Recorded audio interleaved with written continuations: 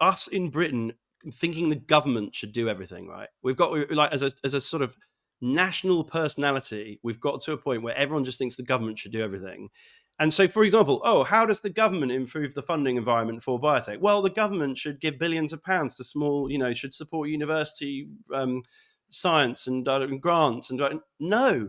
So billionaires or centimillionaires or wealthy people do not lie around on piles of gold in a mountain like Smaug the dragon out of The Hobbit, right? That's not what they do. If you grow up in the Arctic Circle, your gut flora is going to be completely different to what it will be if you grow up in Manhattan. Yes. And if you grow up in southern Japan. And so over many tens of thousands of years, we've all adjusted to our own microbial environment. And the thing is, in the last century, we've massively changed it. Before we dive into this episode, I want to ask you to hit the subscribe button here on YouTube. It helps keep growing the channel and keep getting fantastic guests like this one. Andrew, we're back again. Welcome back to the show. Delighted to be back. Well, is this the third time? It's the third time. You're on your hat trick.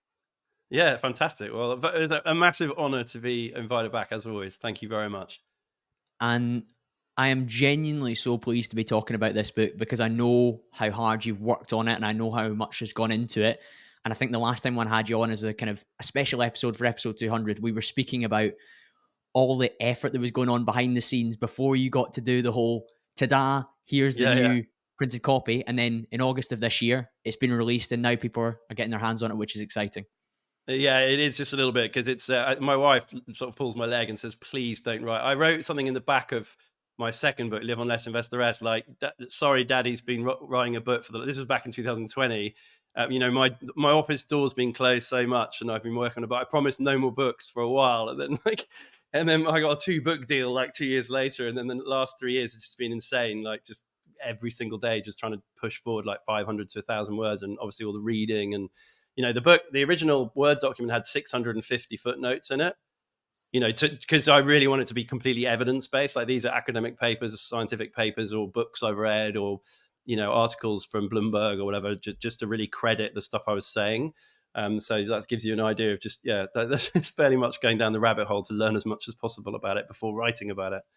Yeah, over 600 footnotes, but I think it was over like 90 books that was in there. Which, I think it's actually 87 books. Yeah, and obviously some of those I'd read in sort of former years, but a lot of them I did hoover up kind of over the summer of 21 and 22, and and then it was so annoying because that fantastic book. Oh God, I forget the author.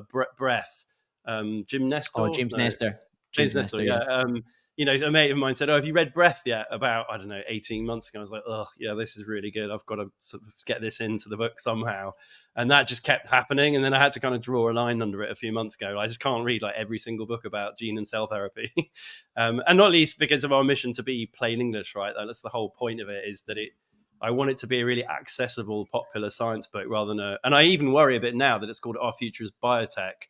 And people are kind of like, oh, biotech, that sounds kind of scary and inaccessible. And, happily some of the early reviews and like testimonials from industry people, the point they really dwell on is, no, hopefully just like How to Own the World, like my first book, is the whole point is plain English. Like anybody can read it, any kind of generalist, and hopefully get some value out of it, I hope. Absolutely. With that in mind, then, let's define biotech before we go charging head off as we like to do, Andrew.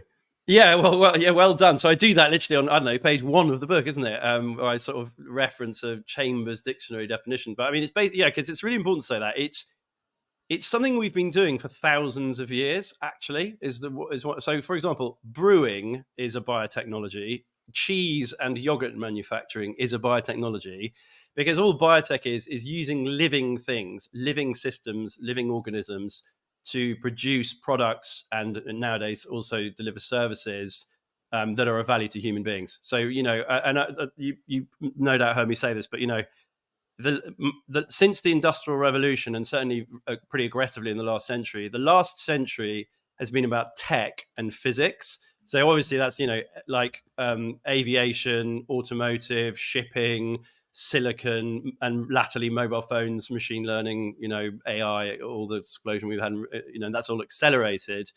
And so the last century is about tech and physics, and that's actually driven, like, for example, stock market. That's the biggest underlying driver of stock market performance, right? It's Moore's law and wealth creation running at sort of 10-ish% a year for the last century because of tech. And the whole point is that the next century is going to be about biotech, just because our remaining kind of intractable problems as a species are all about biological systems and biology, and it's biological things that are going to, most obviously in therapeutics, like cure cancer or diabetes or obesity or whatever else. But arguably even more exciting, and obviously a big focus of the book, is that it's, environmental degradation is a problem of biology. Clean power, the most exciting clean power generation technologies are actually going to be biological technologies. And the really wild one, which is pretty early in the foothills of the exponentials now, but billions of dollars of money going in from people like Google or whoever else, is actually biological computing. Because Moore's law, the idea that you double the processing power on a chip every 18 to 24 months per pound or dollar or euro or whatever spent, that's Moore's law, has been running since the 60s, is running into the buffers of physics, because you can't fit that many transistors on a chip wafer. And we're, lots of companies that all sorts of clever technology. I mean, Nvidia is obviously the preeminent exemplar of this. Is how do you carry on delivering more faster and faster chips and better processing power for a given dollar spent? But it's pretty clear. Most people who know about such things are saying, oh, we are now bumping up against physics. And the thing that might step change it onto a different trajectory is biological computing, DNA-based computers, which is because DNA has 4 bases instead of the 0 and 1, the 2 bases of the binary transistor-based computers. So you should be able to exponentially increase the processing power of our computing. And so, it's how exciting. And my view is like the next century is going to be about biotech, because all of our you create economic value by solving human problems and delivering human wants and needs. Like, I think we all lose sight of that sometimes. We architecture and construction developed because we needed buildings. Ships developed because we needed to move agricultural stuff around, or whatever. And all of the things that are left on the horizon in the next few decades that we need to sort out, that are really urgent, like environmental degradation or curing cancer, are biological problems. And so biotech is best placed to sort that out. I'm in complete agreement that tech has been that driver over the last 100 years. And if we look at Apple and Microsoft, they've obviously driven huge amounts of value within the stock market and within companies. Yeah, But importantly, as you well explained within the book, they also enabled other companies that work in other sectors to 100%. perform more efficiently with their technology. So, for example, I'm able to work better in my sales role because I've got an iPhone and a laptop that allows me to email Yeah. and send quotes and whatever else as well. We can get into it. Exactly. Every single logistics of sending things around the world, or sports teams, or building sports. I mean, like, exactly. Tech is absolutely embedded into every single sector of the economy, and that, I think, sometimes gets lost. So, if you own the S&P 500 or the MSCI World, you've benefited from tech directly from your ownership of the Magnificent Seven and of and others, right? But actually, indirectly, that rising tide has carried all. Mining companies use tech. I mean, we're laboring the point, and biotech's about to do exactly the same. Biotech is going to impact so much more than just healthcare. And actually, I think the most visionary folks out there are. I guess we're probably even underestimating just how many applications biological things will have in the years ahead. And it's really important, when you say the word biotech or think about what biotech is, not to get too bogged down in the idea that it's just like drugs.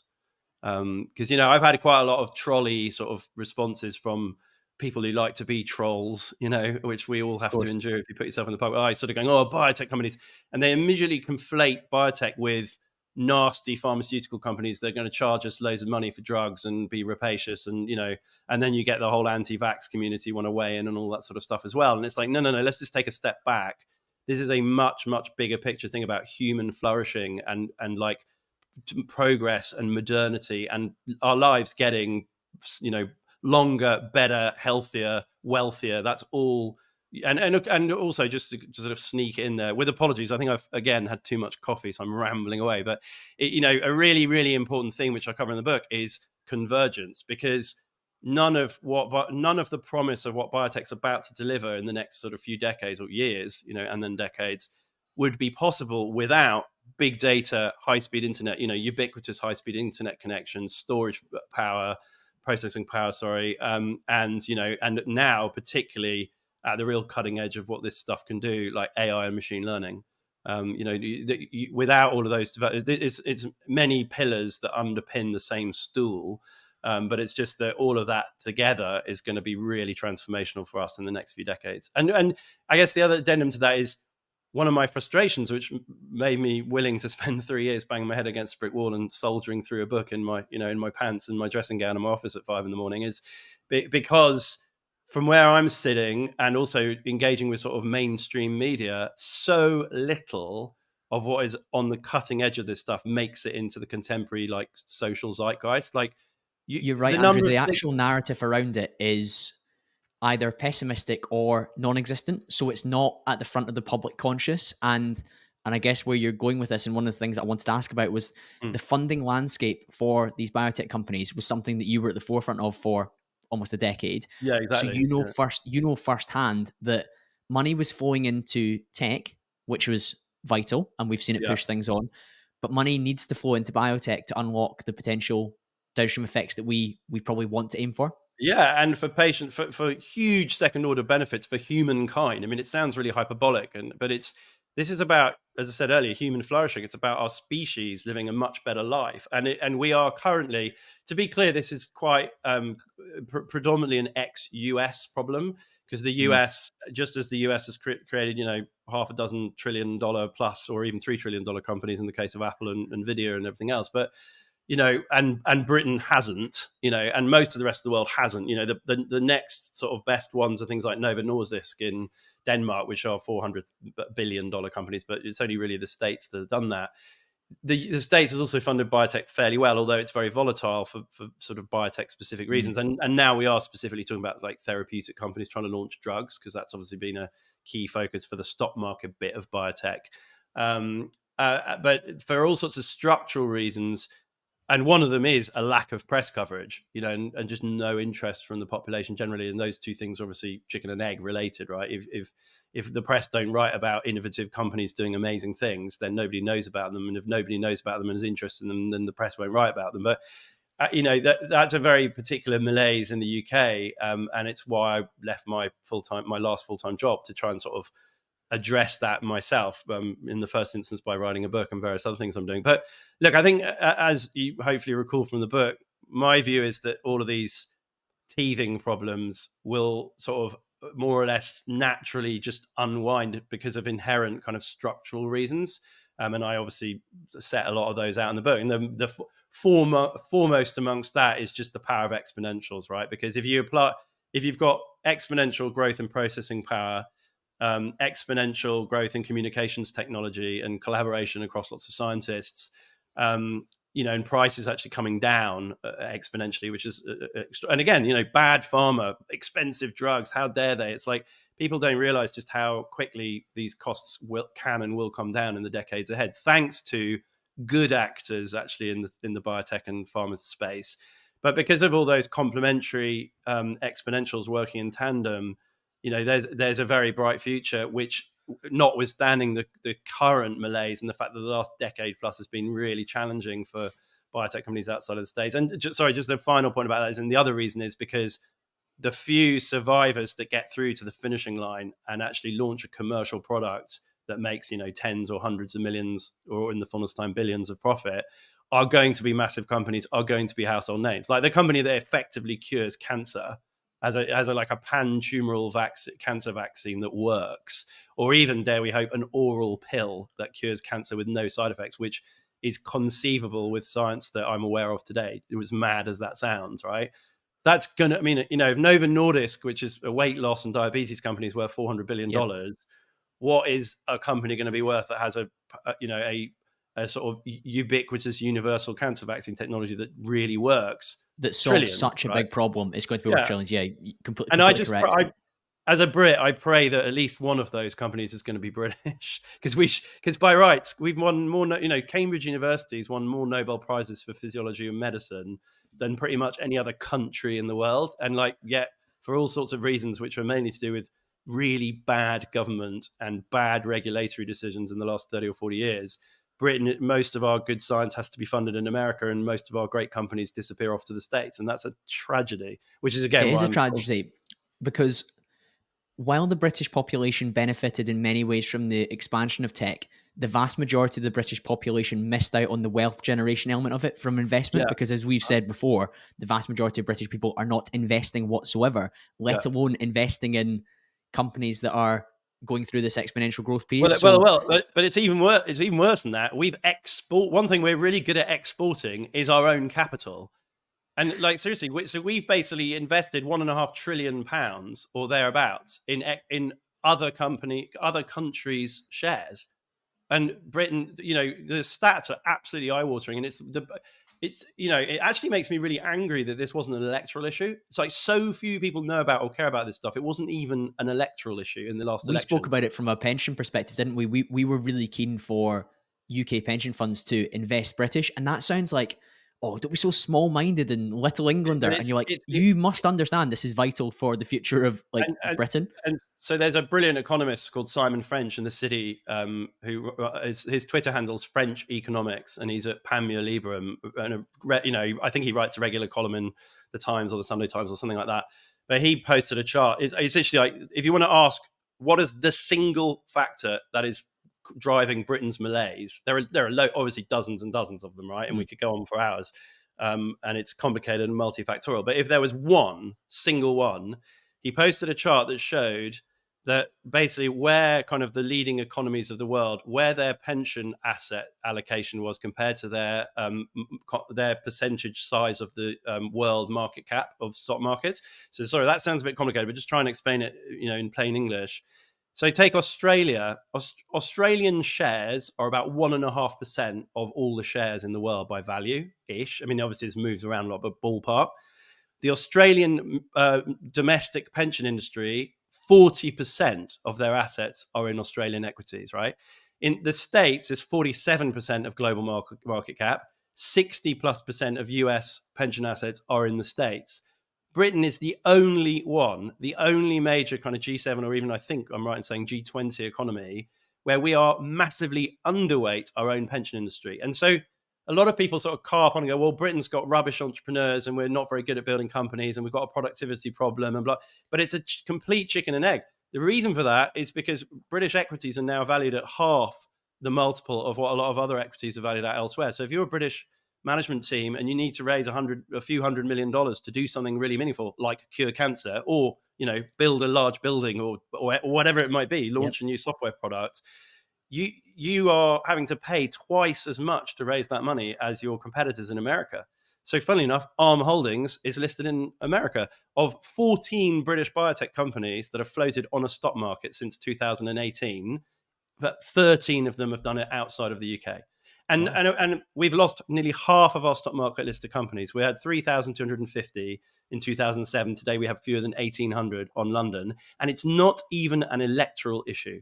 The political class are so disengaged from this. Because it is my genuine belief, if you sort of really have a fairly solid grounding in economics and capital markets particularly, and innovation and tech and how that all works, you can draw a fairly straight line between this and the cost of living crisis and Britain's productivity. Because we have a productivity problem because nobody can raise any money, which means you can't equip your staff with the best, newest tools and machinery, right? So we're Some of less the productive. rhetoric is so unhelpful, though, Andrew, because you have this anti-big business discussion, but guess who Exactly. creates all these jobs and wealth?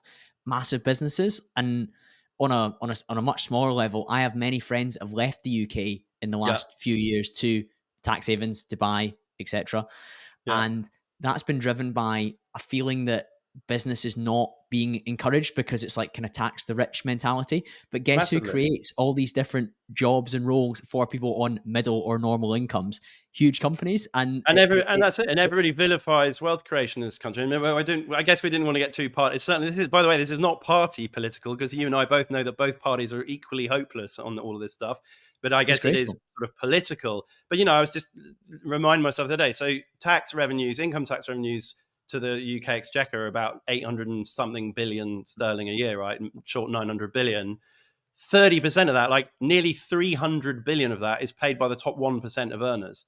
So if you lose the top 1% of earners, which, by the way, we're doing a very good job at doing right now, because many, many thousands of people have done exactly what you just said. You've got, it sounds anecdotal. A few people have done it. I know a few people have done it. In fact, I know a lot of people have done it. And everyone's like, oh, who cares? The rich can go wherever they want. But you should care, because if you lose only 1%, the top 1% of earners in this country, we lose £300 billion a year of tax revenue. And by the way, that's just income tax. that, because this is the other bit that gets missed about the wealth. And I always like to joke about the fact that, so billionaires or centimillionaires or wealthy people do not lie around on piles of gold in a mountain like Smaug the dragon out of The Hobbit, right? That's not what they do. Like, what they do is they fund, they are angel investors in tons of, young entrepreneurs trying to do things that go and pitch them.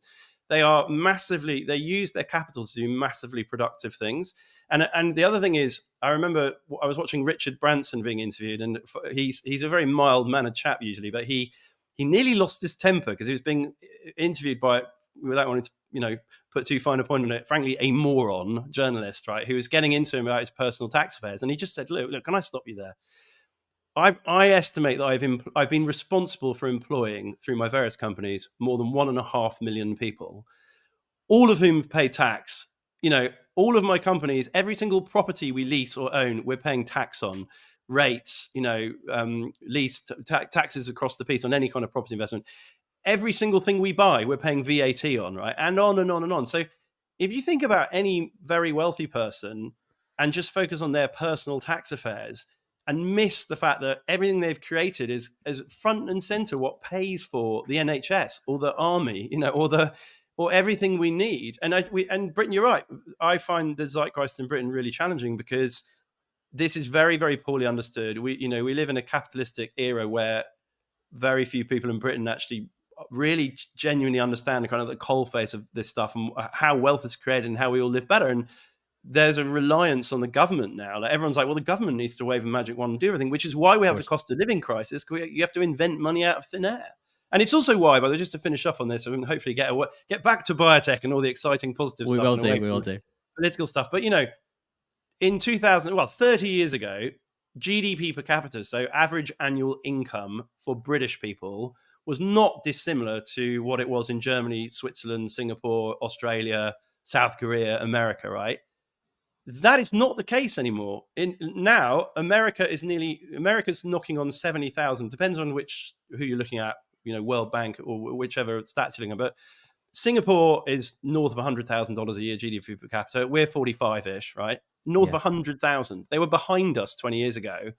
Australia's way past us. Denmark's way past us. America's way past us. Switzerland's way past us. And it's like, what is the smoking gun that explains the difference in why are we half as wealthy as so many other people in developed economies? And why has that happened in the last 30 years? Well, I'll go back to the point I made about being underweight our own pension industry. So, like, seriously, if there's one thing, and that was driven almost entirely by very, very poor policy choices, basically liability-driven investment. And again, it's not party political. It happened under Gordon Brown and Tony Blair initially. Changes to the tax treatment of dividends, all this. So those were the first, sort of chinks in the armor, and then it's happened under successive Tory governments as well. And we really, enough of us need to be telegraphing this reality because the trajectory for Britain is really, really nasty. Britain could be significantly even poorer 20 years from now when the 20 other developed economies in the world are way, way, way wealthier, and that's a tragedy. And so that's why I sound like I get on my high horse about it. You just one of the reviews in the book was describing it as a good prod in the ribs to government to improve the funding environment for biotech companies, and that would obviously be something that we would all welcome because it would improve the situation that we're discussing just now. Yeah. What would an improved funding environment look like? Well, so that's a really good question because I immediately wanted to. Sorry, I'm being immensely. I definitely should. I've got to remember not to have too many espressos before I do these interviews because you can shut me up. But I've got you your caffeinated best, Andrew. Don't worry. Yeah, it's all good, hopefully. But I really care about this stuff as well. But so, really importantly, this goes back to my general point about us in Britain thinking the government should do everything. Right? We've got, like, as a sort of national personality, we've got to a point where everyone just thinks the government should do everything. And so, for example, how does the government improve the funding environment for biotech? Well, the government should give billions of pounds to small, should support university science and grants. And no, because NVIDIA, right, has just created 10,000 people who are worth more than $10 million and 25,000 millionaires. And the bit we're missing is Britain's actually really good at early stage science. We're pretty good at early stage science. We're good at finding early stage stuff from angel investors, from government grants, from university departments, and spinning them out into small seed funded small companies and developing stuff initially. What we're absolutely dreadful about, and which I think is the whole shooting match, is building 10, 15, 20, 50, 100 billion pound market cap businesses on the London Stock Exchange.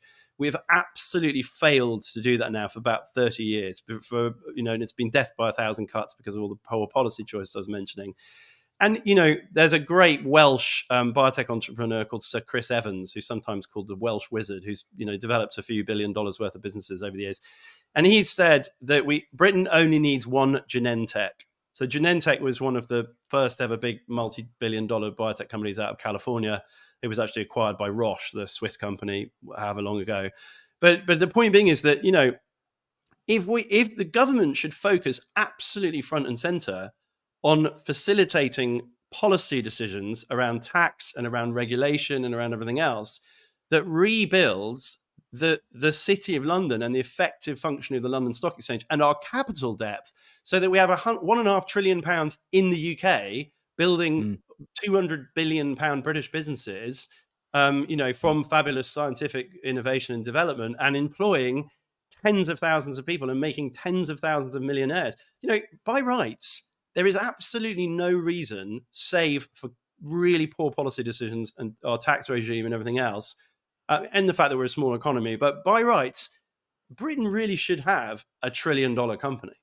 Like, just based on the pedigree of our science and how many years we've been ostensibly a sort of capitalistic country, and we Of course, don't. and all the huge benefits that come from that $1 trillion, and the vast majority of people that listen to a podcast like this one, Andrew, and have heard you and I have these conversations before, they'll be very Yeah, excited to hear us speak again because of the value they've got previously. They will understand and appreciate that from your knowledge of the markets and from your knowledge of investment, it's very important that we have these behemoths, yeah, because and trickle down economics gets heavily criticized, and people say, "Oh, I don't see it in action."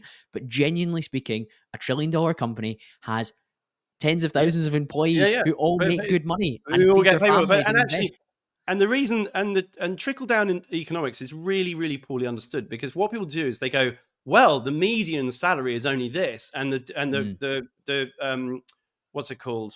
The Gini factor measures the wealth disparity in a in a company, society, and yep. it's been getting worse, right? The rich are getting richer, and the man in the street is getting poorer. But I'd argue that's because of too much government. Not, if we had less government, it would be fairer, etc., etc.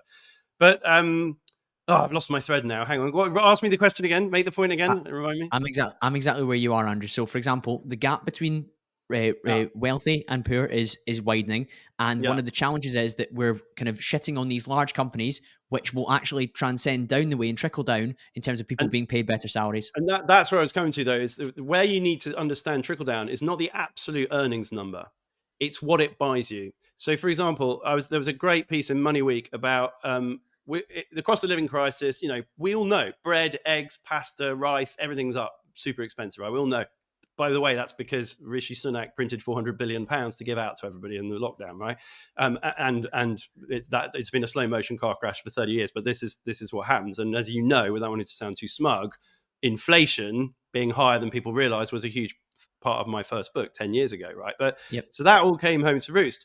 Notwithstanding that fact, though, so when the Queen died, there was a great piece, and I think it was Money Week, but it basically said, and it was a bit spurious, but it was saying when she was crowned in 1952, I think, the percentage of the normal person's monthly income that they had to spend on food was 5x what it is today, even after the cost of living crisis, right? So we all discount the fact that you've got a normal sort of middle class person, or or even a tradesperson has an iPhone. An iPhone in the 1990s would have been, the components in an iPhone as recently as 1995 would have cost you $100 million, right? And now, like, everyone, a large percentage of the population has a smartphone, whether it's an iPhone or a Samsung or whatever else. And this is the bit that gets missed about trickle down economics. It's about the fact that, I remember shopping in Safeway in the early 80s in Southwest London with my mum. And, it was all tinned food. There was no fresh basil. There was no olive oil from Italy. There was no Argentinian Malbec. There was, I mean, like, the absolute cornucopia of wealth represented by an Aldi or a Lidl or a Boots or a Superdrug today, that's trickle down economics, right? It's the fact that paracetamol costs you nothing, right? And that's what gets missed in the debate. And actually, it's not like we don't live in a paradise. And unfortunately, as I said earlier, we're on $40,000 a year GDP per capita. Many of the rest of the developing world are on between 60 to 80 or even $100,000 a year GDP per capita because of our terrible policy choices. But yeah, that's trickle down economics. And you're right. And if we had, I mean, what I really want to happen in the UK in the next, let's say, 3 to 7 years is that we have at least half a dozen, preferably 10 or 12 or even 15 FTSE 250 size companies to come out of biotech and medtech, to come out of life sciences. We have the science, we have the capability, we have the people, and now we just need the ecosystem and the environment in the City of London again to facilitate that. But just whilst I remember, to give you an idea of just how bad things have become in the City of London, and of course, two of our best industries are healthcare and pharmaceuticals and life sciences and financial services, right? Those are two of the huge GDP contributors to Britain, both of which are going completely the wrong way. I'll give you an example. An old colleague of mine became the head of UK equities at one of the very big American bulge bracket investment banks. I won't mention who they are, but when he joined as head of that team, he had 20 salespeople working for him on that desk. Guess how many? That was like 6 or 7, no, maybe 8 or 10 years ago. Guess how many are now working on that sales desk? No Him. idea. Oh my Just goodness. him. And and that's because, as I say, the UK London stock market has gone from 3,250 to 1,700 ish companies, and it's not even an electoral issue. Like, these companies are the companies that would pay, as you say, like hundreds of thousands of people really good wages every year. They would then be able to afford to do all the things that people at the moment can't afford to do. We'd then have the tax revenues to sort out the 7.5 million people who are currently queuing for an operation at the on the NHS, NHS. right? And it's like, it's not even an electoral issue or discussed in the press at election time. It's nuts. Drives me nuts. It's funny because there's so many positive things, and even in that flurry of conversation there, we talked about the level of access people have to foods they would never had access before year round. And yes, Mm. it's expensive, but it's maybe not as much of a percentage of income as people actually used to be Which used is to. no, it's a tiny fraction, because They've just people go, changed oh, the priorities. you're obviously a city arse who shops at Waitrose and can afford fresh basil and whatnot. It's like, no, like, notwithstanding the inflation of recent years and the cost of living crisis, the it's a fraction. Like, your grandparents, when they went shopping to their greengrocer and their butcher, and they had to spend a multiple of what everybody today has to spend in order to get food, and they had a much narrower range of options available to them, which is why they all lived on cake. Basically, they all, I don't know about my Northern Irish grandparents basically subsisted on cake and biscuits and jam and potatoes, and that was about it, right? And the world is much better, but sadly, Britain's like at best treading water and probably going backwards. Most people don't think that, because one of the surveys you shared in the book was from 2018, and only 6% of Americans thought the world was getting better, and that was less, just 4% of Brits. And I guess because we've got these competing narratives, such as we've just discussed there in terms of the Mm. food system, like people are slating it, but then also actually in a better position than they realize they are if they were to zoom out. And that's sometimes can be quite trite. And it's a great piece of advice by Jordan Peterson sometimes, like, keep zooming out until you get the perspective that you need. That can be very So helpful. funny. It's so funny you mentioned Jordan Peterson, because I think I said this in the book. So one of his really great ideas is, don't compare yourself to others today. Compare yourself to who you were last year, 5 years ago, 10 years ago, right? Which for a lot of people, not for everyone, but for a lot of people, is pretty uplifting. Like, if I went and spoke to my 15-year-old self, who was really nervous about getting into university and really scared of whether he'd get a good job one day and whatever, and said, look, son, it's going to be okay. This is what's going to happen. If he looked at me now, he'd be like absolutely blown away and utterly delighted. But obviously, when you Yep. reflect on yourself today, you're comparing yourself to where you want to go, and you're focused forward, and you don't have that same amazing sense of just how much progress you've made. And Hedonic the point, adaptation's a hell of a drug, Andrew. yeah, exactly right. But what actually, I can't remember whether I said it in an article or maybe it is in the book somewhere, but I made the point that societies as a whole, so if individuals do that for their own mental health, right, compare yourself to who you were 5 years, 10 years ago, societies need to do it. Like, we need to be much better at saying the world was absolutely terrible in 1800. Like, 95% of people were grindingly poor, subsistence living, illiterate. Infant mortality was massive. Like, people have, Thomas Hobbes wrote this book, famous book, Leviathan, in, I think, the 1630s or whenever it was. It's probably not quite accurate, and his famous quote was that life was nasty, poor, brutish, solitary, and short, right? Life was absolutely awful. Life was pretty awful if you were in the Battle of the Somme in 1914. Life was pretty awful if you were storming the beaches in D-Day. Life was pretty awful if you were in Korea or Vietnam in the 60s. And today, like, obviously we've got, Gaza and Israel and Yemen, and, but it's a tiny, tiny fraction of just how awful life was, as recently as 100 years ago. And you're right. And we all, hedonic adjustment is exactly the right phrase. We all adjust and then take for granted really astonishing progress. And look, I guess the antidote to that, which I'm trying to set out in the book, is there's a really good chance that some of the things the biotech industry is going to deliver is going to be really, really amazing. And there's a because to your point of like 6% of Americans, only 94% of Americans think the world's the worst it's ever been, and 97% of Brits, or whatever the horrible stuff. Ironically enough, and I checked this the other week because I said this on another podcast interview I did a few months ago, and then afterwards, like, are those stats right? And I went and double checked. I think I'm right in saying that in Kenya, like 60% of people think the world's getting better. Like in the developing world, where people are still grindingly poor, they have a much more positive outlook on life, and it's fascinating. But I think that dare we hope that if a handful of biotech companies effectively resolve obesity, diabetes, and cancer, and sort out elderly care and dementia and all these incredible things that we're probably only 1 to 2 decades away from doing generally, and roll back environmental degradation and give us like almost free solar power from bio-coated photovoltaics. I mean, all these incredible things that are likely to happen, which will make us, we'll all have a living standard equivalent to sort of $250,000 a year today, right? If that happens, right? Much of the world can.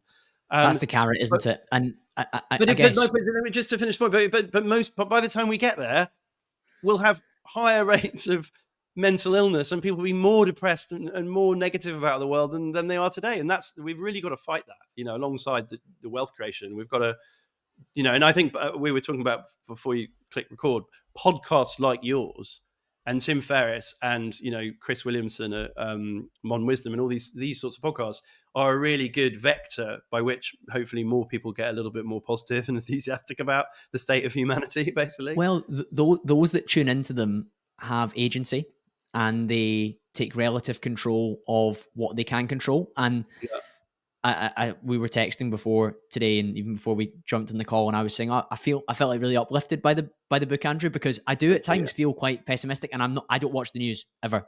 The TV's never on. But I do feel like when I see some of the things on Twitter or X, and I see Instagram, and and sometimes I go to London now, and I don't recognize it in the same way that I did in terms of some of the safety elements of it. I find quite disconcerting. You come away a little bit down, but then when you zoom out and you realize what you can do personally, and you see what your family and friends do, or those that you really value and spend time with, their lives are quite good if they're doing the things that they can do. So their mental health is in a much better spot.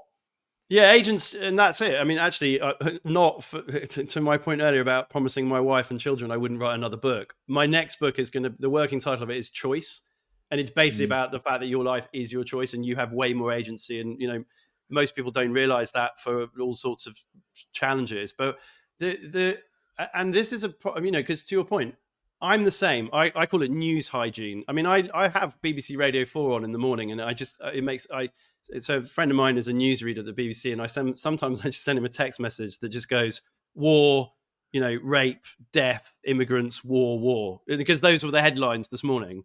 Where is the amazing new technology? And scientists have done some amazing thing in Cambridge, or, a new breakthrough in physics, or it's just not there, right? And so you have to curate. You have to be very proactive about curating like a positive idea of the world. What comes in. And it's particularly, I genuinely think it's particularly hard in the UK. It's just something about our national personality. We vilify wealth creators. We are really cynical about science and progress. And, it's like a national sport to just be miserable and negative and curmudgeonly. And I think, which is why Americans are twice as rich as we are, right? And then like it's like, guys, come on, let's like look at the Let's pull evidence. in the And right direction. even Australians now, Australians are materially wealthier than we are. Although it's easier to be positive in a country which is as sunny as Australia, obviously. That's true. But yeah. I want to ask you about biotech without us, Andrew, and some of the developments in that space. So things like reversing environmental degradation, which I think is something that we're closer to than we realize. Yeah. Well, no, thanks for that. So that was a key point in the book at the beginning of the book, is that this is not all about therapeutics. Everybody just thinks biotech's like curing diseases and revolutionary new drugs. And you're right. So there's a chapter called Biotech Without Us, which is basically all the amazing things that biotech can potentially do. And arguably foremost amongst that is revolutionizing agriculture and agricultural productivity, and what's called bioremediation, which is basically so there are a series of technologies that have all developed kind of in parallel and in tandem and all rely on each other in recent years, right? One is called a next generation sequencer. So we can accurately read the genetic code of life, whether that's a human being or a plant or a fungus or a bacteria or bacterium, I should say, and so on and so forth, right? And just to sort of, a sort of amazing eyebrow raising stat there, which is a key part of the thesis of the book, is that the Human Genome Project that ran from the 90s until I think it was 2001 when they finally delivered it, estimated between $3 and $5 billion and 13 years. So it started in the late 80s then, but it took 13 years and several $1 billion to read the genetic code of a human being for the first ever time.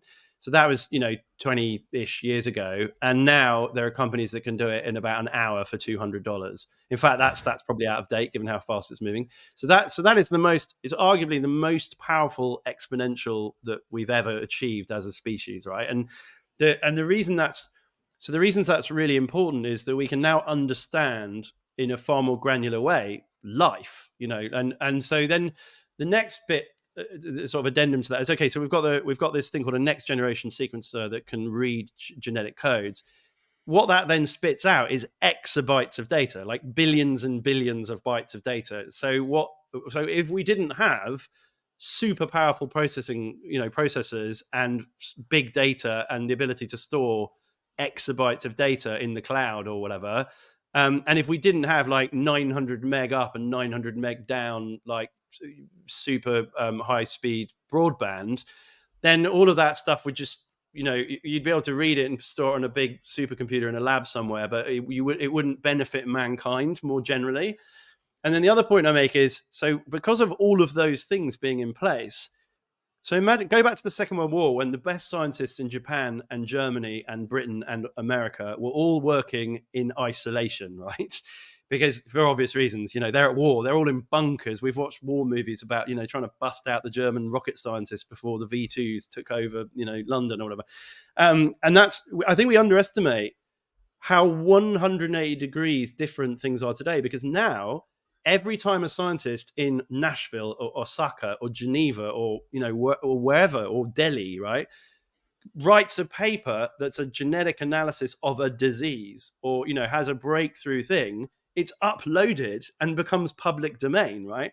And so Illumina, which has about 80% of the next generation sequencing market, they have this, I think it's called correlation space. It's basically a software package that you get with the machine that is, and it's building all the time, but it gives you access to like 60,000 academic papers.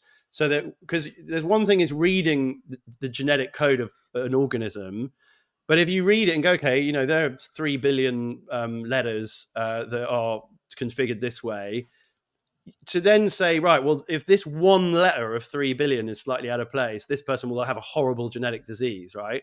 And so it's all the scientists working in parallel with the development of that diagnostic and analytical technology that are now giving us the papers where they can then go online and up to the cloud and search and go, that genetic mutation genuinely causes sickle cell anemia or beta thalassemia or inherited blindness or cystic fibrosis or whatever it might be. And so the next thing that comes in tandem with that, which is so exciting, is this technology that won the Nobel Prize in 2020 called CRISPR. So now Yeah. not only can we understand the genetic makeup of something, but CRISPR, for the first time in human history, we can exquisitely edit it. So we can go, okay, and we've just approved the first drug, which is for sickle cell anemia, which is a brutal disease, right? And it's literally a miracle cure. And so, sorry, I've gone right back to therapeutics, but sorry, to come back to biotech without us, why is that all really important? Well, because so one of the big themes in the book, both for human health for us individually, but also for the health of our environment more broadly, is so bacteria are 1,000 times the biomass of mankind. So that, let's say there's 8 billion of us, we're still 1/1000th of the number of gigatons. It's Of, crazy. It's finite. yeah, It's huge. we live in a bacterial world. Bacteria are responsible for so many things that happen, like to life on our planet, right? And it's literally only in the last 5 to 10 years, because of all the stuff we've been talking about, that we can understand in any kind of detailed or granular way how that all works, how it all fits together, how it affects our health, how it affects our soils, how it affects our oceans, and bioremediation is even getting to a point where we can use plants, bacteria, fungi, etc., to repair soils and to deal with microplastics, right? And so, And these are huge problems, Andrew, as well, because the microplastic exposure that we have now is so bad. I think somebody said that in the US, somebody like consumes the enough plastic to make a credit card on a weekly basis now, and the wow, I US didn't is realize that bad. their guts are so badly compromised, even more so than us, because our And food ours, system, yeah, touch wood, is slightly better. yeah, yeah. So I think when we start to address some of these problems, I think that's when I'm so excited about the technology from like a health perspective, but also just the planet as well. Yeah, 100%. And again, the record of history very clearly is that we massively underestimate the power of exponential progress. Like, one of the vignettes I refer to is AT&T commissioned McKinsey's, the management consultant in the 80s, to like come back to them with a report on the size of the mobile phone market. And they said there'd be fewer than 1 million mobile phones by 2000 and sorry, just need a drink. Hang on. Mm. Well, because it's They such a said they'd be laughable stat, Andrew, you almost coughed. Yeah, this is what always happens. I shout at the screen for far too long and then I lose my voice. Sorry, hang on. Mm, mm. When McKinsey said 1 million mobile phones by 2000 don't get into the market, the real number was 100 million. And today it's 7 billion, right? Crazy. And so similarly, dearie me, you might have to cut this bit out as my eyes water and I cough. Sorry. But basically, if you went into the streets of Victorian London in 1850, right? Open sewers, slums, life expectancy was 45. People didn't have any teeth. A ludicrous percentage of children died before their 5th birthday. And said, and Queen Victoria and others like John Stuart Mill and Charles Darwin were all writing about overpopulation, massive problem, overpopulation. Queen Victoria said something rather politically incorrect along the line. We will be deluged by a multitude of paupers. And if you'd said, right, I'm going to put you in a time machine. By the way, the population of London will be 3 times bigger in 2024 than what it is now, but it will be infinitely safer, greener, healthier, and everybody will be massively, massively wealthier and live much longer lives. That would have seemed like the most nonsensical science fiction load of rubbish that they could possibly. They'd be like, "There's no, look at the trend lines. There's no way that's going to happen," and that's what happened, right? And so biotech, these technologies, you can sit there and go, "Well, we shouldn't be playing God," but that if man was supposed to fly, God would have given him wings, was a famous saying, and back in the day, Mm. right? And now billions of us take journeys in airplanes. The Victorians literally had a thing called railway madness. So when the first trains were built in the mid-Victorian era, you can find it online, like hilarious articles about how Lady Montagu whatever went on the train and it went at the frightening velocity of 20 miles an hour, and there were serious scientists who were saying that people would go mad at those speeds From and traveling on them. Yeah. and possibly even die. And if you said to them like 150 years from now, you'll be able to travel from Beijing to Shanghai in 5 hours at 300 miles an hour, 200 miles an hour, like at 10 times that speed perfectly safely, they'd have thought you're mad. And so all this stuff, the cutting edge stuff that I cover in the book around Now, okay, it's super complicated. We understand the multi-billion factor nuance around life and genetics and epigenetics and everything else. And it's like, and we now are beginning, we're in the foothills of being able to edit it and change it Mm. and improve it, and with all those second order benefits. And a lot, our sort of latent Luddite reaction to that is, that's really bad and we'll be playing God and we're going to ruin the planet and it's going to be awful. But the record of history is that every time we think that, we're wrong. And actually the outcome is a really, really, really positive one. And that's, I guess, what I wanted to try and get across in the book. One of the big considerations for me, and when you mention things like playing God or gene editing and things like that as Mm. well, is like the airplane or the train when it started, there are we front load on disaster and things not going well as a percentage. And that Well, is our unfortunately a brains are, reality. that is a well-known, from psychologists and the record of psychology for the last 30 years, psychology and psychiatry. We have all these cognitive biases that are very, very powerful, and, like, loss aversion and trading, and there are like the examining. So the Chartered Institute for Securities Investment identifies 46 cognitive biases that you need to be aware of when you pass the exams to become a financial advisor, like, money illusion, loss aversion, etc., etc. And we are hardwired to be negative. Like, it's just really well known. So I've got a quote you'll like, Andrew. I interviewed a lady called Dr. Meg J. She's written some fantastic books on mental health, and particularly for 20 somethings. And her quote was, "Our brains are designed to keep us alive, not happy." And 100%. And it's which so is why true. you have to be you have to be a student of this stuff and actually bother to read a whole bunch of books about this stuff, so that you can. And even then, that's not, that's like step one on the road away to have to have a daily practice. Like, it sounds so cheesy, but a gratitude practice works, because if you place your mind onto things you're grateful for, even really basic things like the air I breathe, my children, the fact that I'm going to have 3 hot meals today, etc., etc., you're displacing you out of your brain the natural tendency to go, oh my God, I'm worried about this work thing, or oh my God, does that person like me, or did I say the right thing in that meeting, or which your brain, naturally, the lovely the one I always go back to, which, with apologies to any of your audience, have heard me already do this on other podcasts, and I hope I didn't do it on the last one, but is it's called the surgery example. Did we talk about this No, one? no, let's do it. So it's fascinating. It's like an illustration of just how stupid our brains are. But so, if let's say you have a life-threatening medical condition that there's a surgical procedure that can cure it, right? Now, but there's a 90%. If you go in to sit down with your consultant, and your consultant sits across the table and goes, right, we're going to need to operate, and you have a 90% chance of surviving the operation. Do you want to go ahead? Like, almost everyone say, well, yeah, okay, fine. But if the consultant sits across the table from the patient and says, we need to operate, by the way, this procedure has a 10% chance of killing you, nobody has the operation. And the point is that statistically they're exactly the same. Like, it's just how it's Framing, presented, right? how it's 90% chance of framed. success. Yeah, let's definitely do that. 10% chance you'll die. Let's definitely not do that. And human beings are so bad at discounting probability. And I guess writ large, a lot of the human population, because they've kind of slid into it and they're consuming mainstream media, are like the 10% people. They're constantly focusing on the 10% that's wrong with the world, and therefore feeling that everything's wrong with the world, not on the 90% of amazing stuff, because none of that makes it into the press. Like, we all Of know that. course. Like, the press. I want to talk about health span versus lifespan, because with a lot Yeah, of these technologies and therapeutics and drugs, we're probably going to extend our life.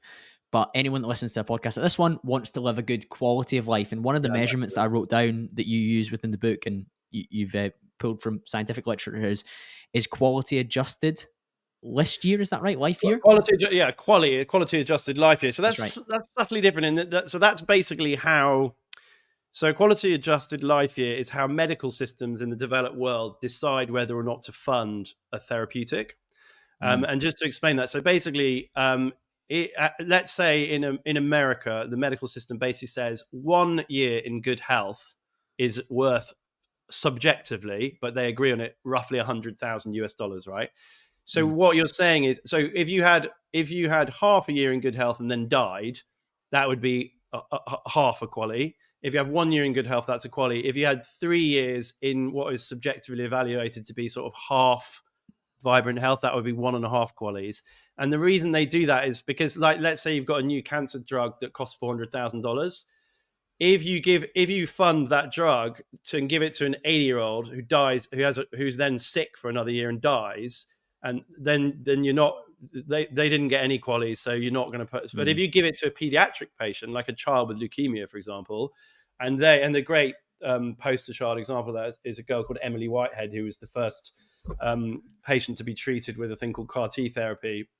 And I believe I'm right in saying she's certainly, I think she's lived for 20 years since that. It might be 10, but anyway, she's in her 20s now, and she was 12 or 15 years. She was like 8 years old when she had the treatment. So if that treatment cost $500,000, but she's had 20 really good years in good health, then in the language of equality, she's had $2 million worth of return on that investment, right? So that, and in resource in the UK, NICE or the UK, the NHS basically, equality is anywhere between sort of 20 and 40,000 pounds, and sometimes a bit more for cancer.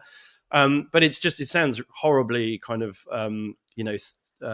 Mathematical, economists, cold calculated, yeah, cold and calculated. But it is a way, ultimately, when you have limited funding and resource to allocate across a set of a population, you have to have these considerations, and it is a good rule of thumb. But to go back to, what was your original question before we got into that leads us into health span versus lifespan. Yeah, so health span is more so the one of the things that biotech is giving us, which goes back to what I was saying earlier about like next generation sequencing and understanding the microbiome, like understanding our own gut flora, like the bacteria and viruses within us are so important for our health in us and around us in our environment. And you mentioned microplastics, but it's all of these techniques that are allowing us to have a much deeper understanding of actually what does result in longevity and health span and fitness and vibrancy. And, like so many things, we kind of knew a lot of it already, right? But it's, I go through, everybody knows sleep. Not many people know cold exposure and hot exposure. Not so many people know breathing, although with this fantastic Dutch guy, Wim Hof's become a bit of a sensation talking about cold exposure and breathing. But now increasingly we have all these apps that can actually, the evidence shows you develop a behavioral, like a habit, and when there's really good compliance for that habit. So I mean, for my own part, there's an appendix in the back of the book, which is like a regime for health, longevity, and happiness. And it's like, I genuinely have a fairly aggressive cold shower every single morning, and I do that, and I comply with that because it's got such huge second order benefits for like health and energy and everything else. And then I do Wim Hof's breathing exercises every day. And as woo woo and sort of West Coast as that sounds, the evidence is definitely coming to the fore that oxygenating and better breathing habits, like for most of human history, humans breathed far more effectively than they do today. Shallow breathing being sedentary, etc. But perhaps the biggest one is diet. And as you know, there's a whole section on diet and nutrition. And I make the point, it's like, you've got the vegan vegetarian massive, it's like Ali G, the standoff between the two gangs, right? The vegans and the vegetarians. And then you've got the carnivore, paleo, whatever, right? And you can literally walk into Waterstones or, a good bookshop, and in the diet and nutrition section, there'll be a book that tells you, if you aren't vegan, you're an idiot and you'll have terrible health outcomes and you'll die. And there'll be another book that says, if you're not a carnivore eating tons of, organic meat and grass-fed beef and stuff, you'll have much worse outcomes. And the dogmatic position held by both of those camps is wrong, because the missing link, and this is why it's possible to have such conflicting advice about diet, right? And you can scientifically prove that you should be a vegan, and scientifically, because the bit they're missing, which is not factored until very recently, because it's only very recently we've had the technological ability to do it, is the microbial world. And it's your genome, your biome, your bacteriome, and your virome, right? And so if there are all these examples of like the Maasai in Kenya live on milk and blood, and and they have incredibly high fat, high protein diets, yet they exhibit none of the kind of Western diseases that you'd expect from that diet. And the Eskimos or the Inuit peoples of the Arctic Circle all eat loads of fish protein, and there's hardly any vegetable matter in the Arctic Circle, right? And they have amazing health outcomes. But set against that, the Okinawans in Japan, who are the sort of have the highest percentage of centenarians outside of like Sardinia, they all have amazing health outcomes and live past 100. And then the rural Chinese have amazing health outcomes, and those guys are vegetarian. So there's all these. So what's the missing link? What's the smoking gun? It's the microbial world, because if you grow up in the Arctic Circle, your gut flora is going to be completely different to what it will be if you grow up in Manhattan. Yes. And if you grow up in southern Japan. And so over many tens of thousands of years, we've all adjusted to our own microbial environment. And the thing is, in the last century, we've massively changed it. And so now the great We news is, posted it, Andrew. That's one of the big things that I think people need to understand. Yes, we've had technological advancement, and I have some potentially contrarian views on some of the net zero stuff, but we'll get into that maybe another time. I think that when we've got this environment of the microplastics, of the environmental degradation, and of the pollution, of course, our microbiome, particularly in the UK, who we're speaking mostly to in the US, yeah, we're going to suffer off the back of that. So our ability to deal with particular foods means that our guts are compromised before we've even started. Yeah, and the other key insight there, which gets missed, is if you have a compromised gut flora, so like tons of your immune system is in your gut, right? So that's the other clue. Like chronic disease, if you have a compromised gut flora over many decades, that's why you're going to get, early onset dementia, cancer, diabetes, and actually there's even links to, there's been a massive rise in autism spectrum disorder, right? And Yeah. there's so many disorders and diseases of modernity that have been massively on the rise: diabetes and obesity and mental health challenges. And the microbiome is absolutely implicated in so much of this, right? So, but also, if you have a compromised gut flora and an imperfect microbiome, what's called dysbiosis. And by the way, I have met a number of GPs who did not know what the word dysbiosis meant, because they get no nutritional training, right? And that's also hopefully changing. But if you have a compromised gut flora, no matter how healthy you eat or healthily you eat, you don't assimilate the nutrition effectively. So this is why people can be on really, really strict diets that, are set for them by nutritionists or clinicians. But if you've missed the leg of the stool that is the gut flora and your microbiome and your virome, it doesn't matter. Like, you can eat as healthy as you like, you're not going to get the health outcome. That's why it's so capricious. And the really exciting thing is, it's literally only just in the last few years that we've started to really understand this. And to my point earlier, all those public domain papers that have been shared into the cloud that everyone can access public domain is now, like, literally within, I'd say, 10 to 20 years, there won't be any more like difference of opinions over like, oh, well, this, you should be a vegan, or it'll be like, no, look, your genome is this, your microbiome is this, here's a quick blood test, or even just a salival test at that point, and the outcome for you is this, and you should eat this. And there, companies like Zoe and 23andMe, but these are very much in the foothills of where we're going to get to. There's still, without wanting to, I think Zoe is very interesting. I actually saw the CEO present, or one of the founders present at a conference not that long ago, and these companies are very interesting, but I genuinely just think that they're as to nothing compared to where we'll be 10 years from now, where, your Apple Watch or your thing will just say, you really need to eat this, and your microbiome is compromised, and this is what you can do.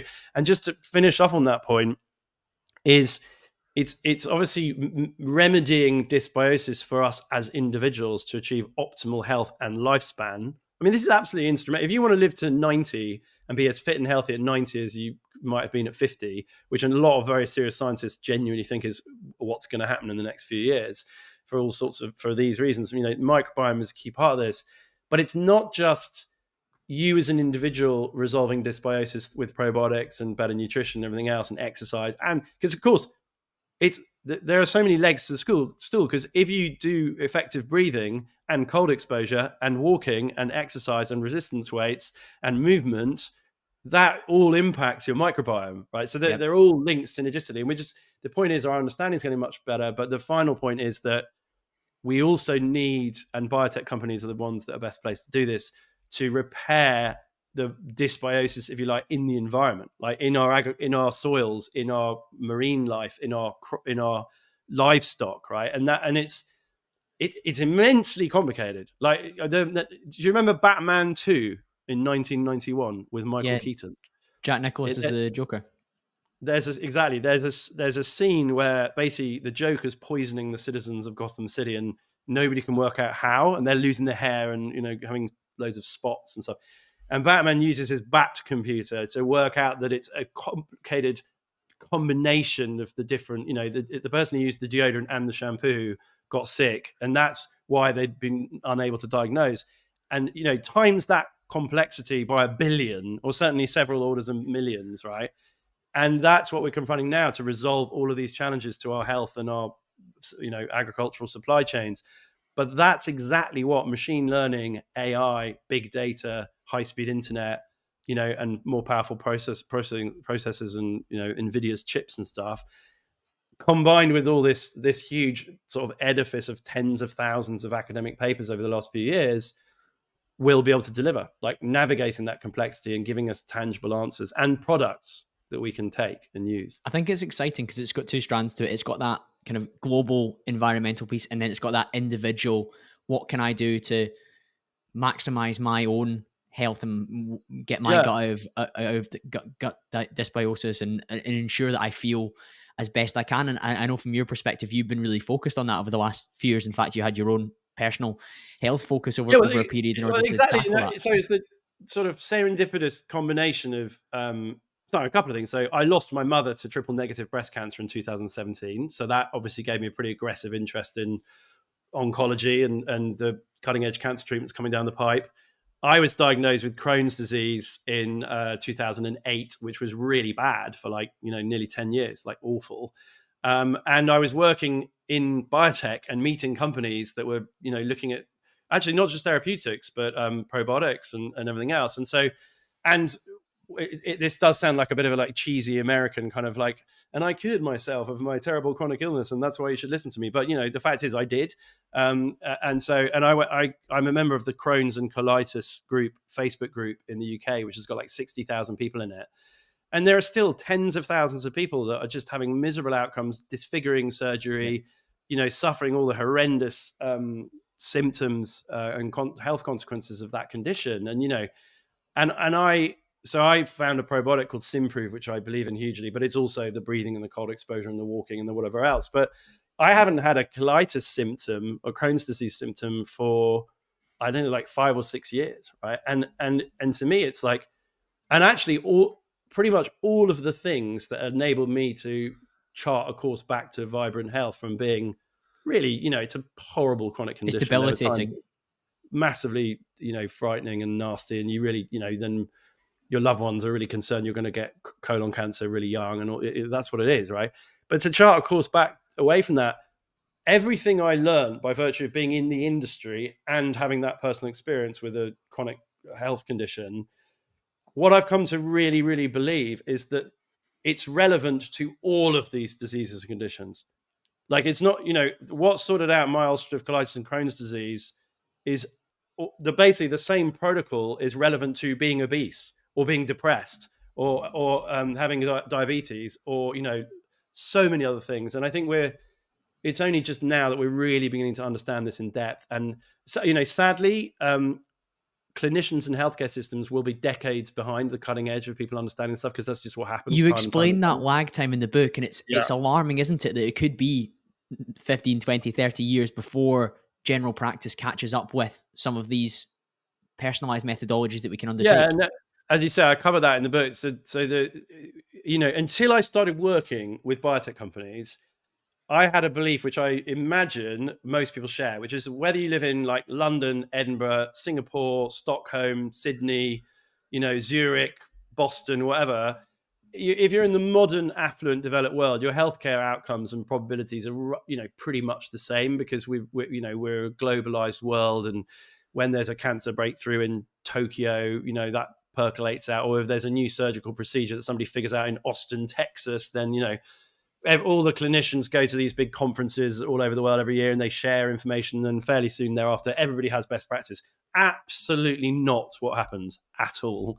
And it can literally take 20 to 30 years for best practice, particularly in the surgical setting, because basically there's, economists describe this as a fixed cost problem, right? You basically, if you're a surgeon that spent 30 years training how to do a specific surgical procedure, what you do rests on very expensive equipment and tons of other clinicians that work with you in the operating theater, and systems and processes that have taken like 30, 40, 50 years to develop. And then somebody from the other side of the world comes and presents at a conference and says, no, the way you do it's rubbish. Like, here's a much better way of doing it. There's a huge sunk cost problem to get over of, well, maybe that new way of doing it, they're going to want to see years of data, years of patient data before they say, absolutely, okay, we as a board, approval board in such and such a hospital in wherever will say, okay, those guys with the new technique in New Zealand or Japan, that is better, we're going to do that. So they're going to see years of data. That's several years. And then, in healthcare systems like the UK, where we don't have the financial resources to have the cutting edge diagnostic equipment or surgical equipment, so there's just a cost limitation. If it's done far better in Switzerland or Germany or Singapore, we can't do it because we can't afford the machines and the companion therapeutics, sort of. So that was a really fascinating insight from being in the business. And the other analogy there is there's this amazing guy called Atul Gawande who wrote a book called The Checklist Manifesto, and he did the BBC Reith lectures in 2014, which you can find on iPlayer, by the way, and they're super good. Like, all the Reith lectures are great, but his were really good. And I mean, he's amazing. He's like a Harvard graduate. He's a specialist surgeon, and he did PP at Oxford. Just sort of slipped that in at some point. It's just one of those really annoyingly brilliant guys. But he came up with this idea of a checklist where basically, that you go into a surgical procedure, and at the coalface of human innovation, whether it's in a semiconductor factory, which is an unbelievable place, clean rooms and people in spacesuits and stuff, right? Or in an airline, why has the airline industry been able to reduce mortality per trillion passenger kilometers by like 80%, even since the 1970s? Here's a hair-raising stat. If we still had the same number of planes going down as a percentage of the extant fleet of airplanes in the world as was happening in the 1920s, there would be 7,000 passenger jets crashing every year. It's amazing that anybody flew in the 1920s. They were literally mad. But helicopters. Yeah, well, yeah, they're rather better today than they were when they first invented, for obvious reasons, right? But Yep. but the point being is that they had the chief safety engineer from Boeing come into the hospital in Boston. I forget, it was Harvard Medical or which one it was, and his first comment was like, "You haven't got any kind of codified system like written down. Like, you haven't got a checklist. Like, every time a pilot and a co-pilot board an airplane, for every single commercial flight in the world, thousands of times a day, they run through a checklist. No matter how experienced they are, to avoid mortality Disaster, and crashes and stuff. And they didn't have that in surgery, which is infinitely more complicated than flying an airplane, right? And so he developed this thing called the Checklist Manifesto, and it took like 30 years. Even though they were demonstrating a massive reduction in mortality, a huge improvement in patient outcomes, loads of 60-year-old surgeons were going, I'm not doing a checklist. I'm a 60-year-old master of the universe surgeon. Why should I tick through these baby steps? But it worked. And then the example about healthcare outcomes being, so Atul Gawande's family is from either Gujarat or, from India, from a rural village in India. And he says, so his son, when he was less than 1 year old, had a congenital heart problem and was rushed to hospital in Boston. And he was prescribed a drug. They identified the problem immediately, and he survived. And they, he's had really good health outcomes, and it didn't affect his life. And a child was in the ICU next to his son that had come from Maine, about 200 miles north of Boston. And he got to Maine, and the hospital in Maine, in Bangor, or I think it's Portland. I can't remember the name of the cities in Maine. Forgive me, anybody from Maine. But that child had to be rushed down to Boston, to the hospital in Boston, because they didn't have the knowledge or the therapeutics to treat that condition. And that kid had complete, organ failure and had a really poor prognosis. Was likely to be I found that then. story, reading it in the book, quite upsetting, because that is complete chance. You're already living in the first world, and yet you are still playing this a lottery. is the point. The point about him coming from India is, so Atul, he makes the point. He says, like obviously, it's obvious that if this had happened to my son when I was visiting my parents in rural India, his prospects would have been incredibly bleak. But what is less obvious is that the prospects of a child from Maine, 200 miles up the road from Boston, were immeasurably bleaker than my son's, by pure chance that I lived in Boston and they had a Mm. better standard of care. And so, yeah, that's another, that's the good news about this is, as the world accelerates and there's more public domain and more collaboration, and there are more biotech and healthcare scientists and more clinicians and people like Andrew Huberman and Peter Attia, and the knowledge is being shared around more effectively, and the information is better. Like, to my point about nutrition, we're not shooting in the dark and guessing and having like spurious people, decide that they know the answer when actually they demonstrably don't. It'll be much more evidence based, because the diagnostic technologies for this have literally only existed for the last 5 to 10 years, and we're And honing the them data, now. So, yeah, and the data from that will instruct our decisions, and I think that's an empowering position that we should hopefully end up in from that perspective. yeah, 100%. And yeah, it's a big part of the message. What I hope is an unfashionably positive and uplifting message about our future trajectory, because I really do think, if you go back to like the 1940s, and, if you'd visited Germany, Japan, Hong Kong, Singapore, South Korea in like 1946, and just looked at the absolute destruction and destitution and, wrought by the Second World War, and then painted a picture of what each of those places would look like by like the year 1990, let alone to today, most people would have been very, very cynical about it and said, no way, like, no way are these countries going to be super wealthy and, have fabulous healthcare, and, and that's what's happened. And I think it's really important to constantly dwell on that reality and do that thing we talked earlier about, the compare society today with 50 or 100 or 200 years ago, and hope that trajectory continues. Because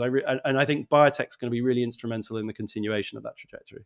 One of the books that you recommend within the kind of final prescriptive section of your book is The Expectation Effect by David Robson, who I've been delighted to have on the show twice now. And he's a Oh, brilliant amazing. author. Really, really, really nice guy. He actually introduced me to Oliver Burkeman as well, who's another one of my favorite authors. And The Expectation Effect is linked to that mental health piece, that kind of zooming out and actually understanding like what is reasonable for me to expect, what my outcomes might be, and how powerful the mind can be from that perspective. And until we get things right at a government or multinational company level, at this moment in time, let's take things into our own hands as much as possible, Andrew. Well, I couldn't agree more, and I love Oliver Burkeman too. Actually, I didn't manage to sneak in anything from 9,000 weeks, or which is it, 9,000 weeks or 6,000 weeks? I can't 4,000, remember. 4,000. There we go. Well, no, it's going to be You've got me 9,000 weeks delighted. now. Yeah, Well, that's an interesting point, and maybe we'll touch on that very briefly before we finish. But yeah, Oliver Burkeman's brilliant. He's a very yeah. clever guy. Yeah, I should remember the title. That's what happens when you read of stupid amounts of books in a relatively short space of time. You forget their titles. But no, David Robson stuff is brilliant. And actually, I say it jokingly in the book, but I kind of believe it. And it goes back to our, slightly negative, cynical first 20 minutes of this conversation about the UK. A huge part of the UK's problem is this just curmudgeonly, negative, cynical national personality that we have. That for whatever reason that exists, it's like the crabs in the bucket analogy. They won't let the crab crawl out and Tall succeed. poppy syndrome. Which is and it's why Chris Williamson of the Modern Wisdom podcast explicitly says it's why he left and moved to Texas. As depressing as that is, right? And it's like, yeah, hopefully people like you, and dare I say me, and others can act as a bit of a countervailing dynamic to that, because our national personality is incredibly negative. To listen to the radio, and people need to have a much more positive sort of focus and belief in the future, and belief in their own agency, to your point that you made earlier, because it's self-fulfilling. I mean, that's the point that Robson makes, based on really, really good science and evidence now gathered over 50, 60 plus years. The frightening one that we both laughed about when we were recording was the people who weren't celiac, were celiac, and were told they were given gluten food that had no gluten in it, and they got the same reaction of hives and inflammation. And he was just thinking, that is bonkers that your body can elicit such extreme, unpleasant symptoms without the stimulus. Guess what? Yeah, you've got a lot of control. It's I think there's a big gap though between the idea that you can just say, oh, I'm really ill and I'm just going to think, like I had a bout of COVID the other day, which it wasn't great. I think it was COVID anyway. I haven't got any tests left, but and I was just laid really low, and what's that? I think we're past the testing. We just assume we've got some sort of something unpleasant. my wife and loads of my mates have been really cynical and going, no, you've just got old man flu or the common cold. It's not COVID. Don't. And I was like, no, it like genuinely feels different. Like you feel like you're drowning in your own respiratory system that when Mm. when it comes on, which is totally different. Anyway, I digress. But you can't think positively when you're lying on your ass, like because I had so much work to do that I wanted to do, and I was just like, oh, I find it so frustrating being ill. But you can't think positively. But over long, that's the other theme in the book is the little and often thing, is that over a long period of time, it's incremental beliefs that can mean that you can Well, obviate that's chronic what disease. creates your identity, Andrew. I was coaching Yeah, a team of sales guys yesterday, and one of the modules is all about identity. So if I say I'm a 7-figure sales guy making 6 figures in commission, I better yeah, fucking act like it. And they yeah, were all yeah, like, "Oh wow!" And I was like, in the same way, if I tell you that this prospect list is really hard to get the door open on, you should be like, "I'm gonna be the guy that phones them and gets the meeting and gets the proposal." Like you need to think yeah. like that. And those small actions of making the cold call when you're scared or doing the research in the prospect so you can say something different as your hook on the phone. Those are all tiny little actions that vote for you to be the person you want to become. In the same way, when you are voting daily with your breathwork practice, your cold showers, you're Yeah. voting for the type of healthy person that you want to be. But that's a brilliant. That reminds me of a brilliant Alex Hormozy sort of thing, which is deconstructing everything like to its tiniest constituent, like Lego brick parts. To your point, it's like you want to be a good salesperson. Saying I want to be a good salesperson has nowhere near as much efficacy as saying, right, what that involves is calling this many people early in the morning to get the decision maker, or late in the afternoon to get order. Like preparing a bullet point script, whatever it is, just breaking it down, whatever it is. Because set against that, I was thinking on my feet as you were using that example. I always marvel at, because we do live in an era where it's definitely right to like the expectation effect, believe in yourself, all these things, manifest all this stuff, and that is the personality you create. To your precisely your point, but set against that, we also live in an era where there are an awful lot of people who go on X Factor. I think is that still? I can't remember. That's been this, but I always used to marvel the times that I'd come in and family members might be watching X Factor, because I definitely never watched it in any aggressive way, but I would catch some of it, and I used to marvel at the thousands of people up and down the land who are absolutely dreadful singers, who are terrible dancers, terrible singers, without wanting to be horribly politically correct, really not very attractive, compared to your standard template, really good Pop looking star, boy yeah. band or girl band or whatever, and who were absolutely convinced that they had the X Factor and the world needed to hear their, cover band rendition of some, second rate pop song. And it's just like, wow, like how have we, because, how have we engendered that as well? Like a complete divorce from reality. Anyway, that's a countervailing argument. That's true. Yeah, there's always going to be those that are delusional. One of the last questions I want to ask you, Andrew, and just to reaffirm, and I think I know the answer to this, is from a investment financial perspective, how do we ensure that people are getting exposure to the future as biotech and potentially the wealth generation for ourselves that we want to have? Yeah, so that's very kind of you to drag me. It's quite an unstructured conversation, which I've really enjoyed. But I always then worry that there's so much in the book that I want to get across. And that's one of them, right? Because if I may just quickly, that the three things that I say right in the introduction book that I want somebody to tangibly get out of the book is: one, this is the biggest investment theme of the next century, or one of, but in my opinion, probably the biggest, because of the convergence with tech. It's tech and biotech, right? The second is, which we've covered a fair bit of, is to improve your health and mental health, like in a really tangible way. Like it's a sort of whistle top tour through the latest science. And the third one, which we've also covered a lot, is to feel much more positive and happy about the world, to Mm. have a sunny disposition, and to believe that the future might actually be better than the past, not worse. And hopefully it's a fairly evidence-based articulation of an outcome for all three of those things.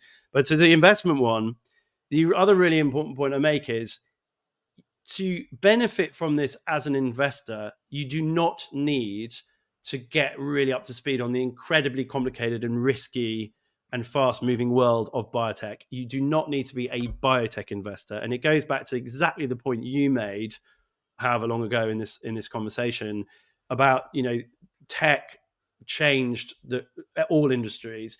And so, the easiest proxy to just, my first book was called How to Own the World.